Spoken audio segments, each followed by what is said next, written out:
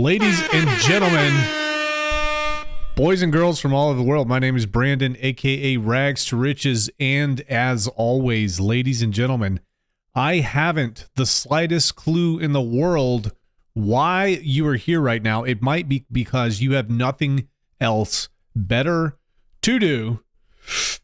Let's check chat here real quick. And as a quick reminder, folks, if you just tuned in, Rags to Riches. Do not like, comment, or subscribe. Base in Reality. Boom! What's up, dude? David Lee, Evening Fam, Chris P. Bacon, let's go. Space goes, Hex Force 1 with the star. Salute. Bags pack, sir, let's go. Vincent A., I don't see anything. He's late. That's what she said about herself. She said, I'm late. And then you freaked out. And then you fled the country. Godfather J6, what is up? Daytime Plays, My Online Ghost. Morgan, what's good, everyone? With the star. He's got the star there, ladies and gentlemen. Please do not forget that. David Lee, should we hit the light because the ginger is late? Hexaquin, weird pink monster things. David Lee, Peppy, Rags, and Fam. Sam Kemp doing T&M stuff, getting ready for the TexCon. This is this weekend. I'll catch the rerun. Ladies and gentlemen, this weekend I will be in Waco, Texas. I will be in Waco, Texas from the 9th until the, 11th or 12th here.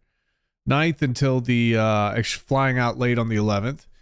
So we've got a meetup scheduled for the 9th in Texas there. If you're interested, you can find out where I'm going to be. I'm sure you can find out somehow. Peppy, yeah, got that. Billy Boy Crypto, let's go. Brandon Moonmutt. Dude, what's up, Moonmutt? Hello, my Hexagon friends. Chris B. Sheesh. Get her done, Mr. Kemp. Humberto Gonzalez, yo, from Sunny. Oh, my gosh. You freaking kidding me right now? Now you're in Bogota, Colombia? What? Dude, you're all over the freaking place, man. Sunny South Florida, Dominican Republic, Bogota. You're everywhere, dude. What the hell? All right, let's keep going here. Come get me, aliens. 1000x, 2 more cycles. Space Ghost. Let's go, Brandon. Exciting times. Pulsechain will melt faces in Bull Run. -1 in chat. If Donald Trump is going to become president while he's incarcerated, crypto cause. Exciting times. Pulsechain will melt faces. We said that. Why should we doubt the 1000x? RH himself said on the stream that Pulsechain was designed to do a 10,000x. Texan OG day one. He's got none. Dude, he's got the axes. He's ready to axe some people, ladies and gentlemen. He's got the doors to the basement out there. Definitely got nothing else better to do. Hey, if you want tickets for TexCon, special discount for TexCon there in chat by David Lee. Let me change this to live chat. Chad D to the power 13. Lightweight, baby. Lightweight. Space Ghost Waco. Be safe out there. Heard the feds like to burn down communes. Where'd you hear that from? Netflix? Yeah. Wikipedia. All right, ladies and gentlemen, here we go. All right. So I got a catchy little title. It's going to get people in here. We're going to talk about cool stuff. Dude, I even pulled, I said a strange Ethereum Pulsechain fractal. And everybody's like, strange? Oh my gosh, Rags, what is this?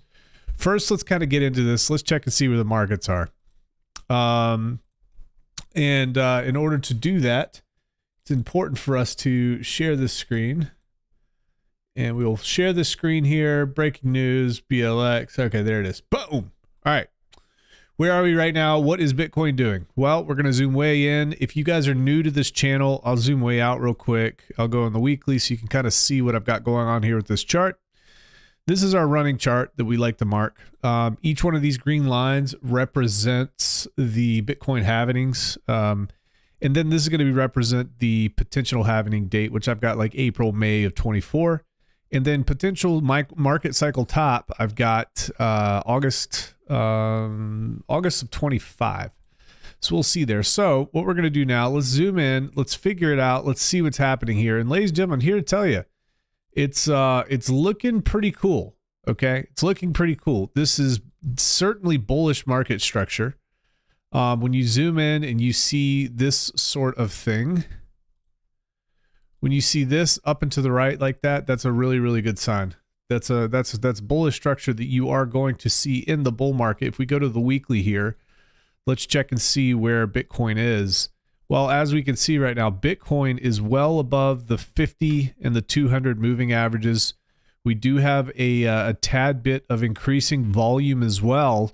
And it seems like we've been able to hold very well this move to the upside. So overall, it's looking pretty good. I'll tell you guys this. I've said it before. Typically, you see some sort of fall off by about 20 or 30% right before the halving. Sometimes it kind of falls off through the halving. So if I were to write this, kind of draw this out, you might see something like this. Retest these levels, maybe 29, 30,000 at some point, or we could go, we could move quicker than that. We'd be in the $25,000 range. But essentially we would kind of drop down and then kind of push back up from there. It can be all the way through the halving, or it can be prior to, but we've seen that quite a few times. So, this trend line has been respected very well. This, multi-year, but at this point, like it's 13 years trend line, price action has respected that very, very well. The very least, what we would like to see, if there is a correction, we want to see it hold the previous kind of local highs here. So these previous local highs are about 30,000. Everything's looking pretty strong to the upside. Now, let's go to crypto total market cap excluding Bitcoin and Ethereum. Guys, this is a huge move to the upside. Absolute huge move to the upside. Bitcoin is stalling a little bit. And what did I always tell you guys? When Bitcoin stalls, altcoins will pump. Okay, so why is that? Well, when we see these breakouts, total crypto market cap excluding Bitcoin and ETH, we understand that people are now starting to kind of bring liquidity into the markets. So, DeFi, stable coins, things of that nature. So this is a pretty good indication of a healthy market when you see this spike in total market cap excluding Bitcoin and Ethereum. That money's got to go to somewhere. Okay, so it could go into wrapped Bitcoin. It could go into a lot of things. But what we're seeing right now is this pump, and subsequently the slowdown with Bitcoin is going to cause a lot of these altcoins to continue pump to the upside, which is pretty fun. It's pretty cool. We got a long way to go before any sort of substantial altcoin season. But I'll tell you this, folks, you never know what's going to happen, man. There's a lot of people really shilling Bitcoin right now in a big way. Is this the last big shill before the washout, the trigger event, and then we really rock it to the upside? I don't know. But if you have a plan, you can kind of chill out. You don't have to worry too much about it here. So, in total right now, guys, Bitcoin dominance decreasing. Obviously, Bitcoin dominance is decreasing because we've got the total crypto market cap minus BTC and Ethereum increasing.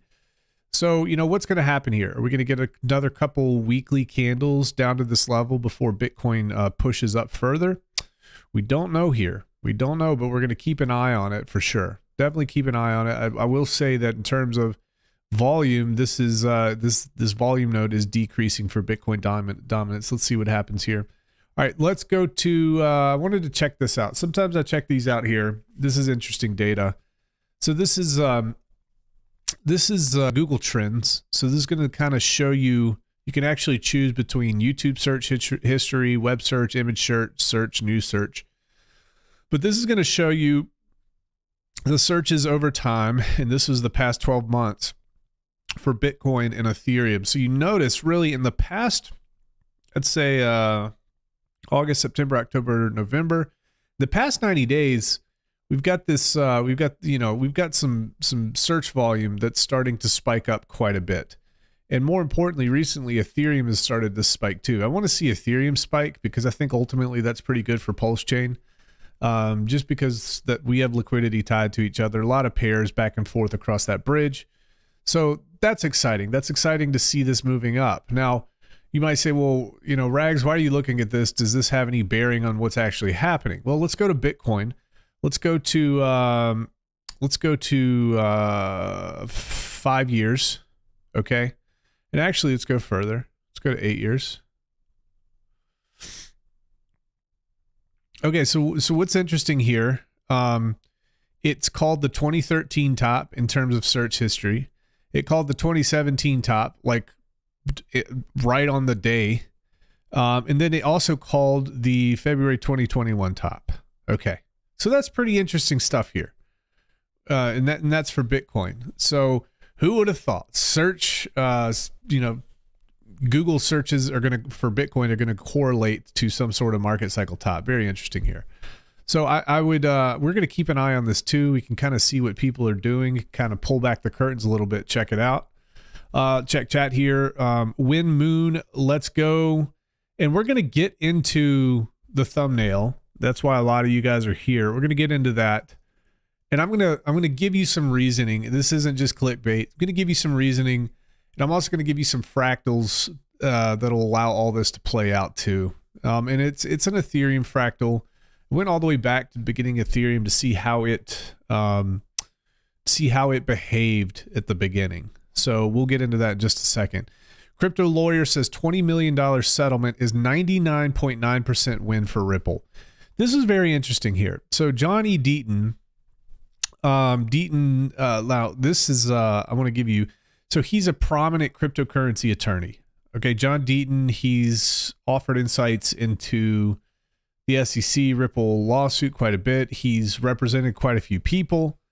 And Deaton basically says the people who've argued that the SEC got a 50-50 victory in the Ripple case are 100% wrong.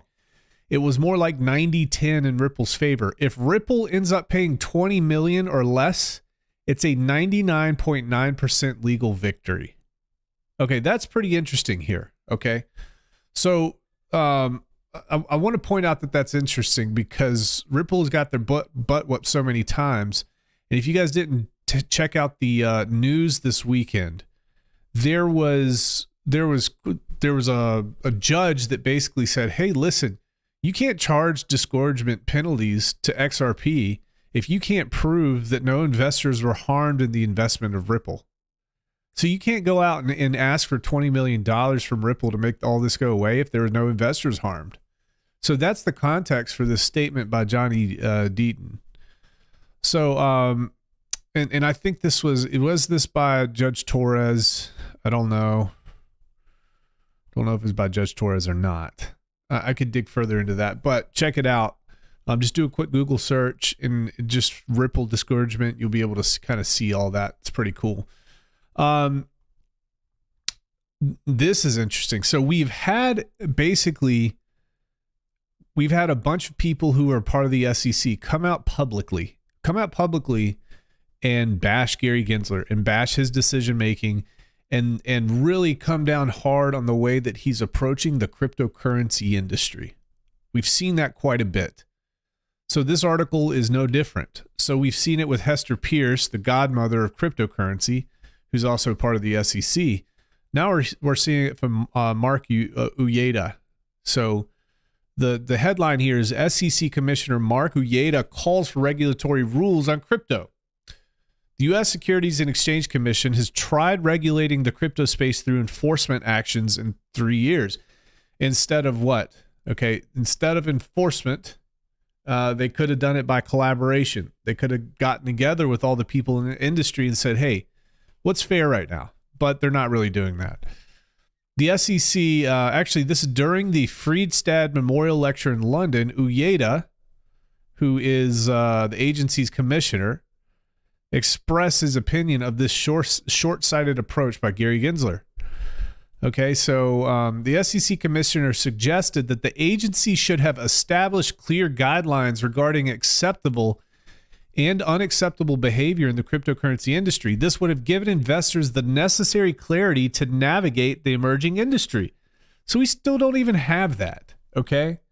And it seems like the SEC is in complete denial as to whether or not cryptocurrency is different than traditional securities. Okay, a securities offering for cryptocurrency. There's a lot of difference. And they're basically just It's I heard this, I forgot who I heard this from, but it was Richard. I think he said it was like a giant DDoS attack. Okay, so they're sending all of these projects to court, and they're just trying to burden down all these projects and slow innovation and just destroy everything through the courts. That's what's happening right now. So in contrast, the SEC, led by former blockchain professor Gary Gensler, has taken an enforcement approach, which Uyeda sees as a deviation from the expected norm of operation. He says, unfortunately, the SEC did not take this approach and instead is pursuing a case-by-case approach through enforcement actions. As a result, It will take years to reach any type of legally binding precedent, as matters will need to wind their way through courts before reaching the court of appeal level. So precedent is being set right now, and it's going to take a long time, and they're just trying to slow the entire industry down. Gensler-led SEC has been fixated on the idea that all cryptocurrencies, barring Bitcoin and Ethereum, are securities. But that's a change, because he, many times in his lectures, outlined why Ethereum actually did pass the Howey test. And when pressed on that recently, he now says that Ethereum is sufficiently decentralized, okay, at this point, not to pass the Howey test, and you don't want to pass the Howey test. Okay, so find it interesting. It'll be interesting to see all of this contradiction come together in the court case when there is one with Richard Hart.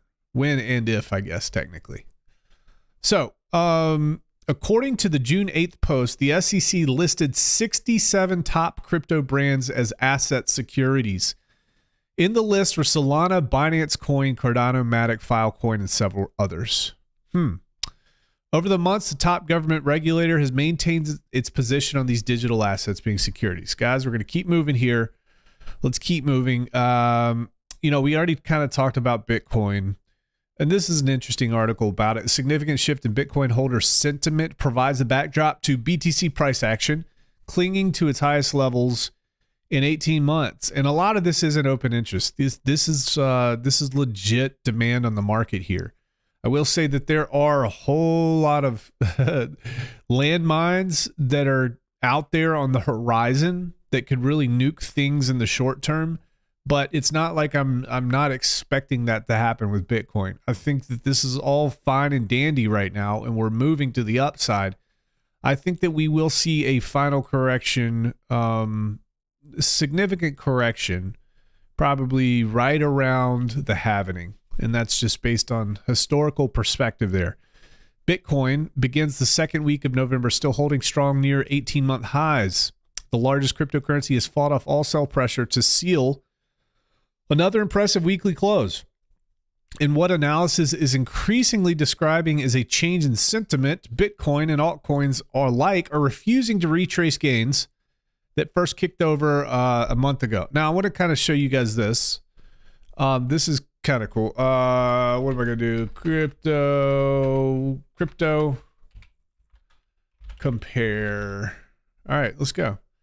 So if you guys didn't notice this is going to be such a cool teaching tool in the future. I'm logging in here. And the reason it is because there were so many people that were fudding things so significantly during this entire bear market. And they're saying it's not coming back, crypto's dead, all the same stuff. So what did I do? And this is pretty cool because it's public. I created a portfolio. Actually, I think this is back in September. So let's go to year chart here.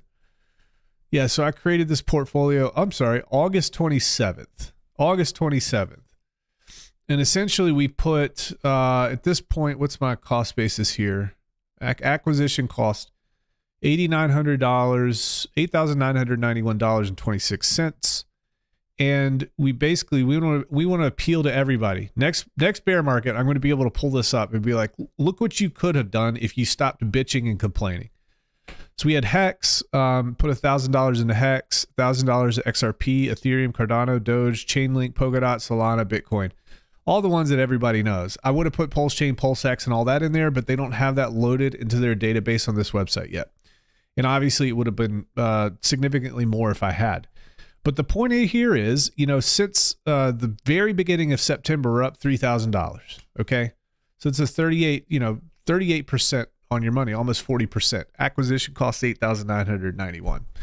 So we're going to keep track of this. I might add one more $1,000 buy. I'm going to keep trying to see if they can get Pulsex or Pulsechain or something in there.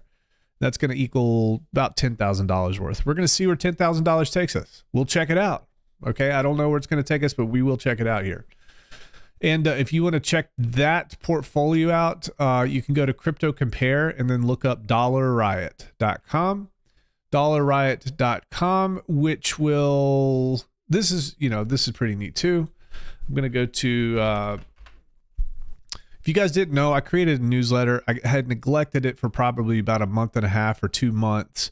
And I was trying to really think about, what I could do to bring it back. I had a Patreon that I started 2 years ago, and I've been neglecting that as well. So I fired up my Patreon again. And cool news here is, let me see. Yeah.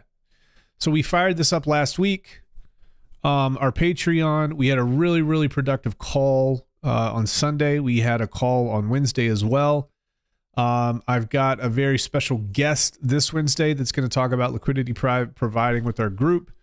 So we launched last week. We got 14 members now, and essentially it's $25 a month. Now, what does this mean? This means that I'm still going to do all of my same content, but if you want direct access to me, if you guys see my DMs on Telegram and Twitter and people asking me all these questions, I can't answer all the questions the way they need to be answered properly. So if you want that extra one-on-one, or you want that convenience of not having to wait, this is your opportunity to do so. And patreon.com/dollarriot, and you'll start getting the newsletter as well. Pretty cool stuff here. All right. I'm going to skip all this other stuff because I just have a feel that we need to skip all this other stuff. And I want to get right into Pulsechain. Okay. If a lot of you guys remember, so many influencers were all on video were saying, everybody, Pulsechain is going to hit 1,000x or 10,000x in 2 years, in 3 years, or 4 years.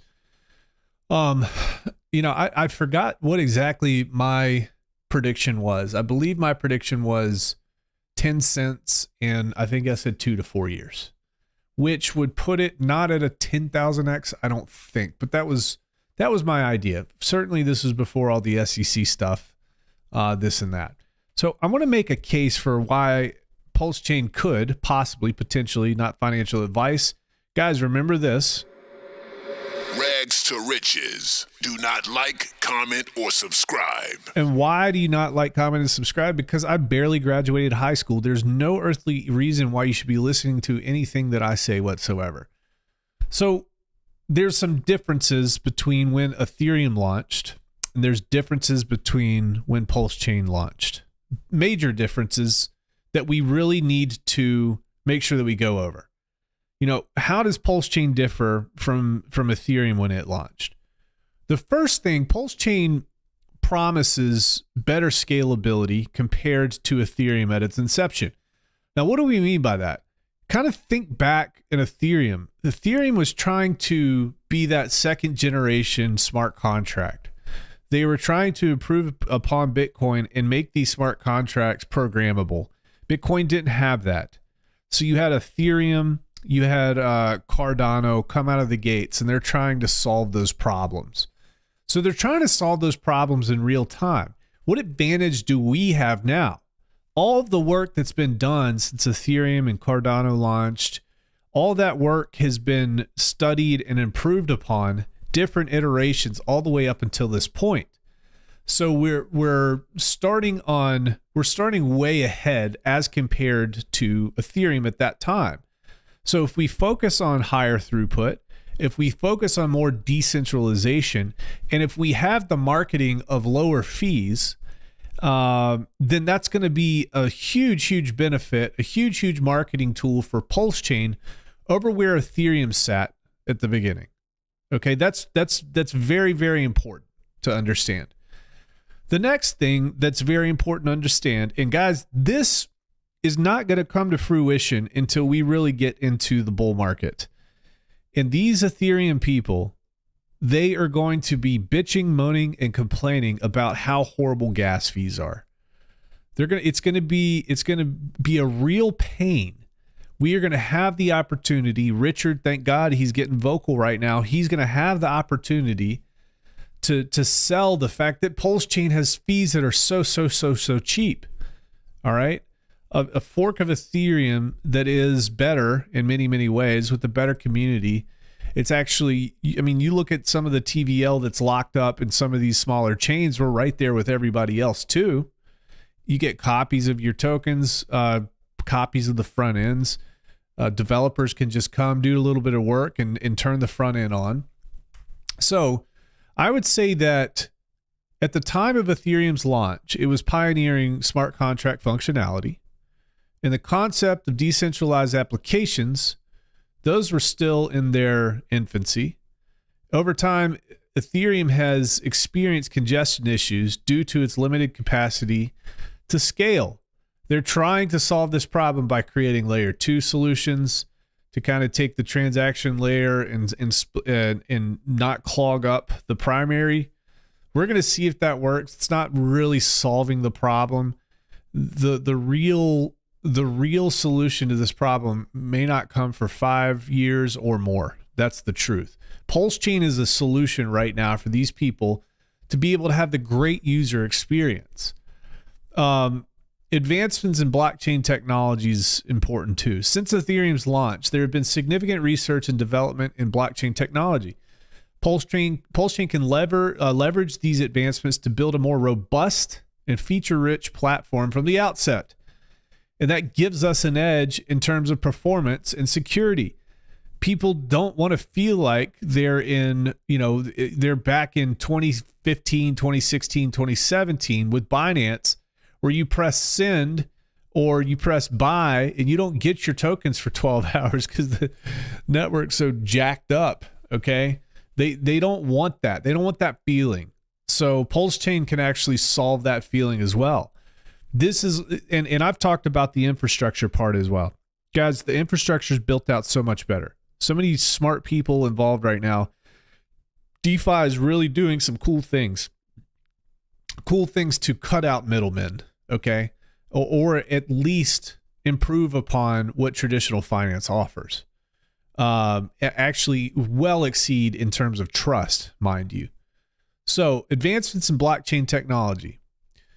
Since Ethereum's launch, there's been significant research and development in blockchain technology. Pulsechain can leverage these advancements to build a more robust and feature-rich platform from the outset. The cryptocurrency market has matured since Ethereum's early days, with more mainstream awareness and a larger pool of potential investors. The heightened speculative interest in new blockchain projects could contribute to a rapid increase in value as investors look to find the next big success story after Ethereum. So it's going to depend upon adoption. It's going to depend upon developers. It's going to depend upon developer support. It depends upon the regulatory environment. You know, how well is Pulsechain going to do? And we've seen the regulatory environment crush Pulsechain in its inception. But here's what's cool. You can't just infinity stone Pulsechain and make it go away for two reasons. It's on the blockchain, it's decentralized. And two, you can't infinity stone a community. You can't snap your fingers and just make all of us in this chat go away. 106 viewers right now, or all the people on Twitter. It's not going to happen. We're too fired up, man. We're too fired up. We're ready to run through freaking walls to make this happen because this is our home. And here's the truth of the matter is, when you have somebody like Elizabeth Warren bashing cryptocurrency, she has no idea. Her advisors have no idea that you can't turn this shit off. You can't turn it off. She doesn't know that. She thinks you can. She thinks that they can do something to make this go away. Guys, the only thing that's going to make this go away is internet down. And the only thing that's going to make us go away are rifles on our heads. That's about it. And even then. All right, here we go. Here we go. And as a content creator, I'll just tell you guys this. This is like a massive risk because this type of stuff gets thrown in your face in 5 or 10 years. It doesn't damn matter. Doesn't matter. Does the carpet match the drapes? Dude, does a bear do things in the woods? Yeah. I mean, there's things that are done in the woods. So yeah, the carpet matches the drapes. Did you have to axe? You didn't have to axe. Drix, what's up, dude? Rags is the Steel Reserve drinking second cousin I never had. Big bang boom. Travis Van Velkenberg, probably one of the biggest humans I've ever seen in my life. Hello, my favorite ginger. IDB in the house, DJ and Dougie Peach, Texan OG, Vibra Finance. All right. Okay, guys. So here we go. Let's share this thing. This is a chart of Pulsechain DAI.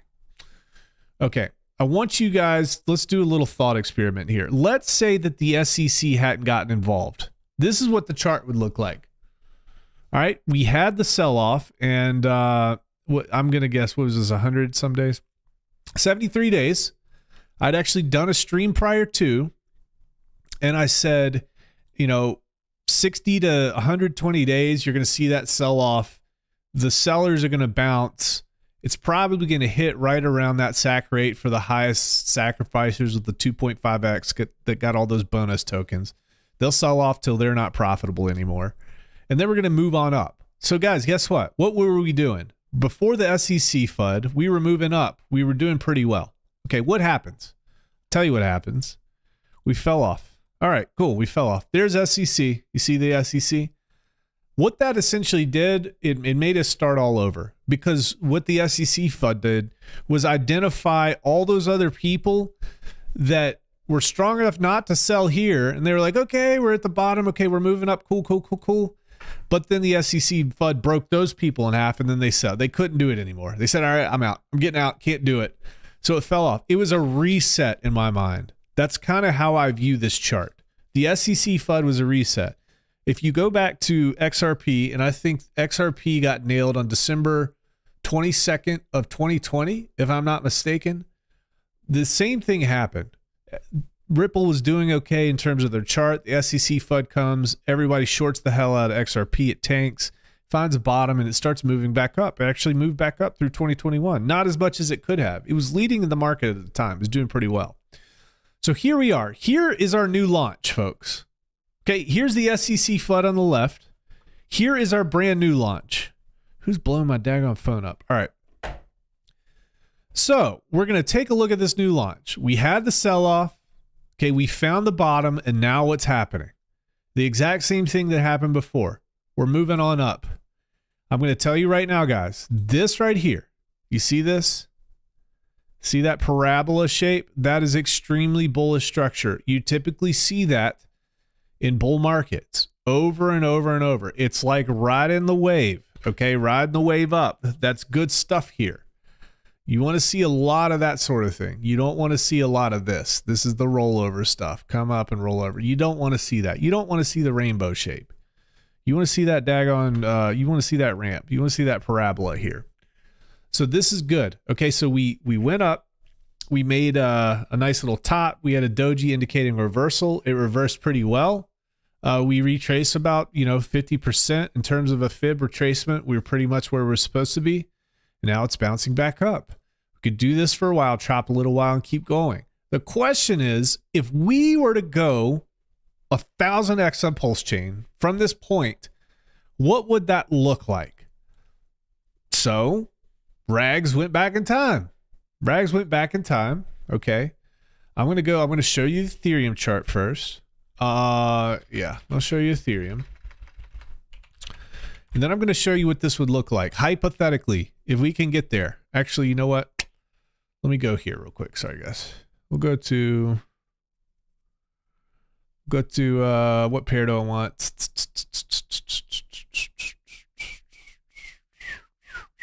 ETH USD. Got it. Boom.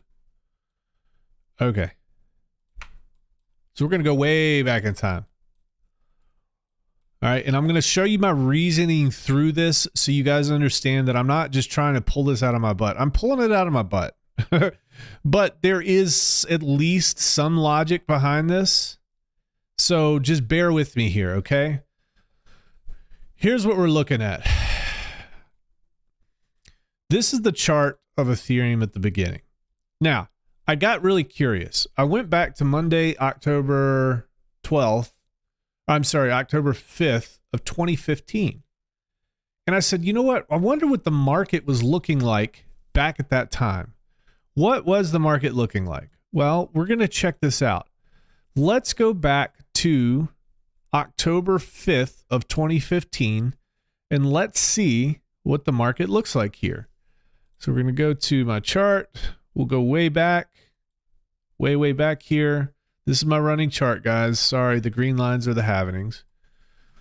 All right, so here it is. I marked it. Very interesting that Ethereum launched almost the exact day of the market cycle bottom. Did it make that bottom? I would contend that it made the bottom because there was a reversal as soon as it launched. Then Ethereum had a massive amount of time to accumulate steam here, 798 days. So it ripped. For 798 days, it rips. Here's what's interesting about Pulsechain.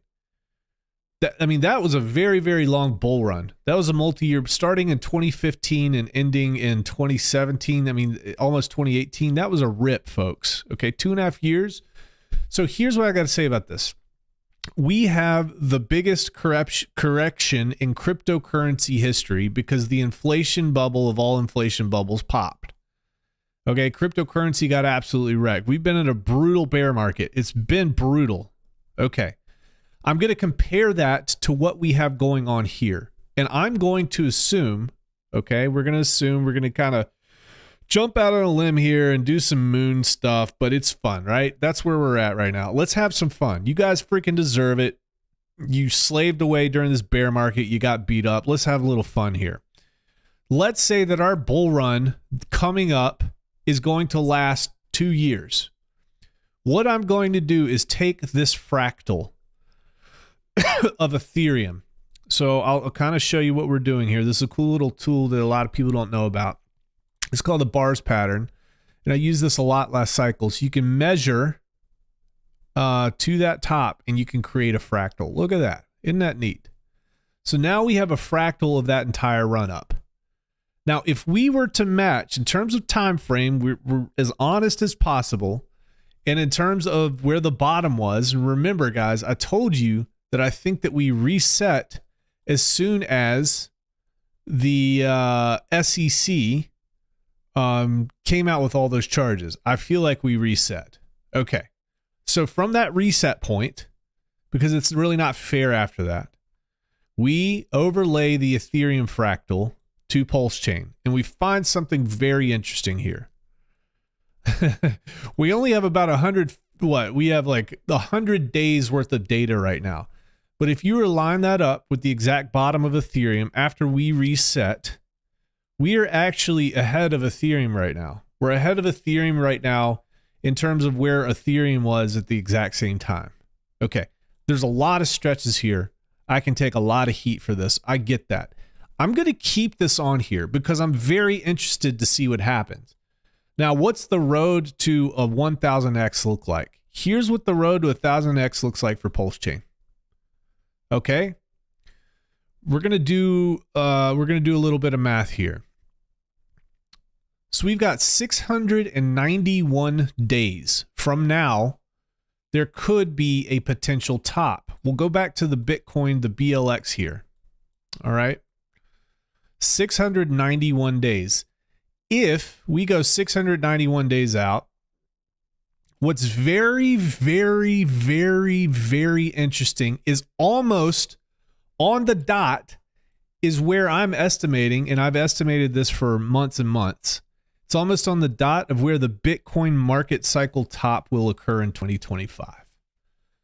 So patterns do exist. Human behavior does exist. The charts do exist, and they exist to show us what we were thinking at the time.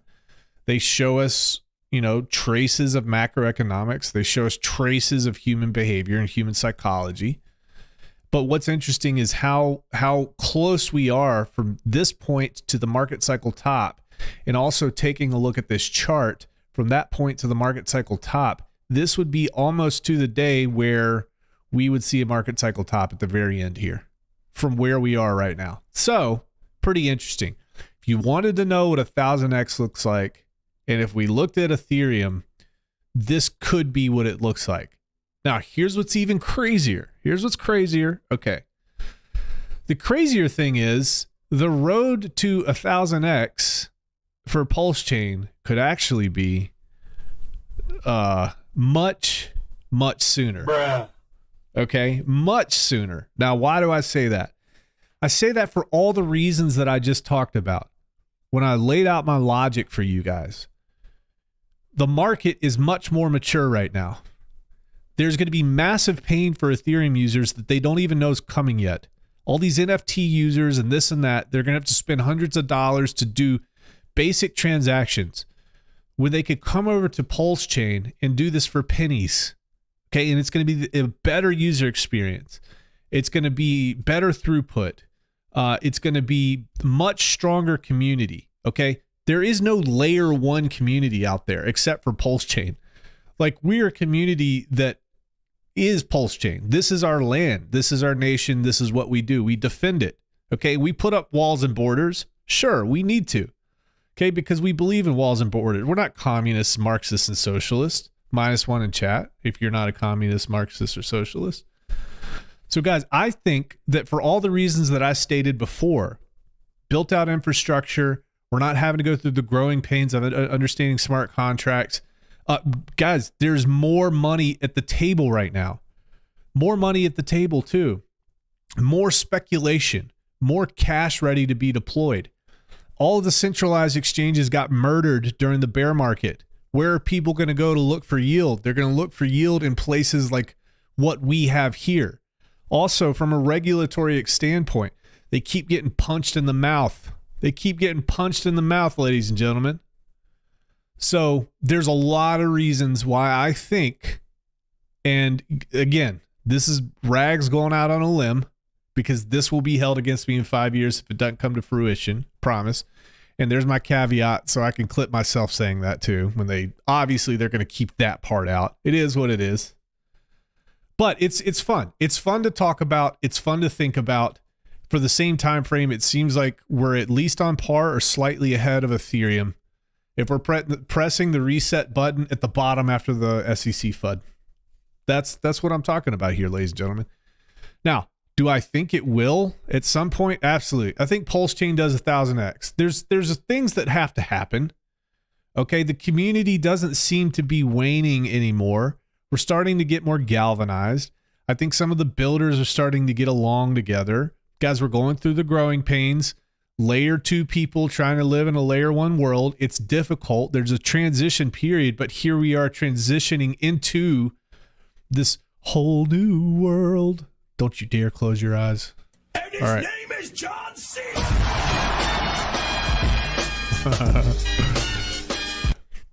So guys, let me know what you think here in chat. We're 45 minutes in. I've got some food to eat somewhere. I'm going to check all these damn comments. I don't care about any of you guys. Hexkin, Lost in Asia. Oh, but wait, there's more. Ari twisted the knife with his tweet. Quantifiably correct. Yeehaw. I'm not scared. IDB says, Richard Hart getting louder recently. I love it. I mean, okay. Here's some more speculation. Don't you think it would be very interesting optics, and I tweeted about this, would it be very interesting optics if Richard Hart somehow managed to rally his community and pump his token while he was in court with the SEC? What would that do to sentiment? Well, all these bad articles are coming out from all these dum-dums everywhere, and all Richard is doing what he always did, was take the ROI screenshots compared to everything else out there and saying, hey, where's my victims? Everybody's up 100x right now. SEC, what are you talking about? We're winning harder even while you guys are trying to bring us down. Does this correlate? Does that idea correlate with the fact that he's being more vocal right now and he's starting back up the Richard Hart of old? Slowly but surely? I don't know. I don't believe in coincidences that much. They happen, but there's just too much going on here, guys. I would imagine that this is there is a method behind his madness right now. Let's check here. Just ask Jesse. Hola, ¿cómo estás? Estoy bien bueno. Gary Gulzer, Fractal, a lot of competition now, Caspa, etc. Yeah, but they don't have us, man. That's what I'm saying. They don't have us. It's funny because half of us hate each other, but we all love Pulsechain. It's really like a family. Andretti, is 250 million PLSX a good amount, or should I push for $1 billion? Andretti, you ready for the answer? Here's the answer. I'm going to tell you right now. Rags to riches. Do not like, comment, or subscribe. Sandy Beach, nice to catch you live. The Pothead, nice to meet you in here. Agenda 69, good. Gospel Preacher, coin never does more multiples than its first bull run. Okay, every run thereafter is a law of diminishing returns. It should rip. SEC should be scared of us. Pulsechain and X is just too good. We're destined to win. There's some freaking victims all up on Twitter. I know, man. Victim City. Ladies and gentlemen, boys and girls from all over the world, it's been a pleasure hanging out with you tonight. And you know I'm lying. Do not like, comment, or subscribe. Rags to riches out.